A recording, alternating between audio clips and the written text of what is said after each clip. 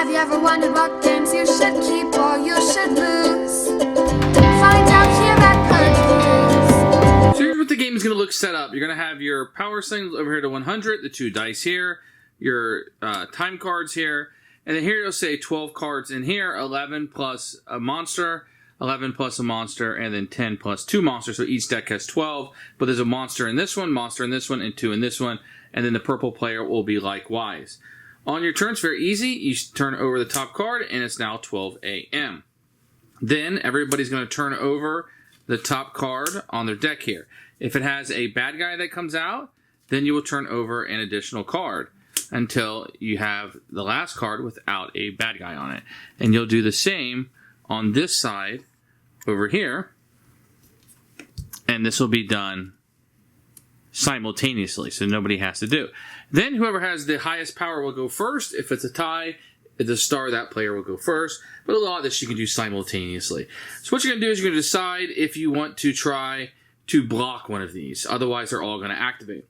So let's say I just want to roll 1. I could do 0, 1, or 2.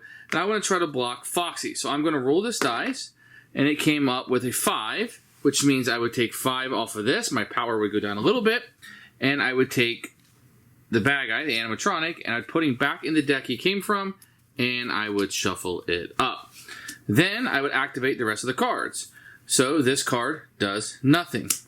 This card has +5 if I roll the dice. If I wouldn't have rolled the dice for the cards, then this would not have activated, but it says +5, so I'm going to use another 5 on the power because I did roll the dice. So I'm down to 90. If this ever reaches 0, then I lose the game.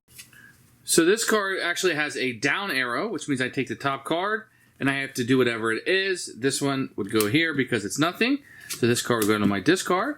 And then this card has an arrow moving to the left, just 1 space. So I take the top card and move it down here.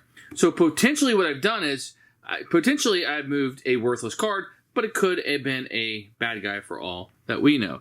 I would do the same thing over here. So let's say I didn't want to roll any dice on this side. That's fine. So I won't lose any power right off the bat. We have a blank spot, which does nothing. This one right here is a down arrow, which means I take the top card and do whatever it says. And it says take the top card and move it down 1 spot. So these will be discarded. Now, since I have the animatronic here, he will move up 1 space and be shuffled into this deck. Very easy. If you ever get down here where you're putting an animatronic in the office, you automatically lose the game also. So that's kind of how that's going to work. So the animatronic that was here has now been moved here. So now this one probably has 2 in it, and this one has none. So we'll go ahead and do this one too, which means I move 1 down, which is great. Then this one says I move 1 down also from the top. So now things are starting to get mixed up. I don't know exactly where everything is. And that's how you play. You can, in the next round, you do this again, and then you pull a card out just like you did, and you repeat and repeat. The game ends when the last turn has been taken. Then whoever has the most power will win the game. Or if an animatronic gets to here, that player will lose. Or if somebody gets down to 0 power, the player will lose. And that's how you play Five Nights at Freddy Survive Till 6 a.m.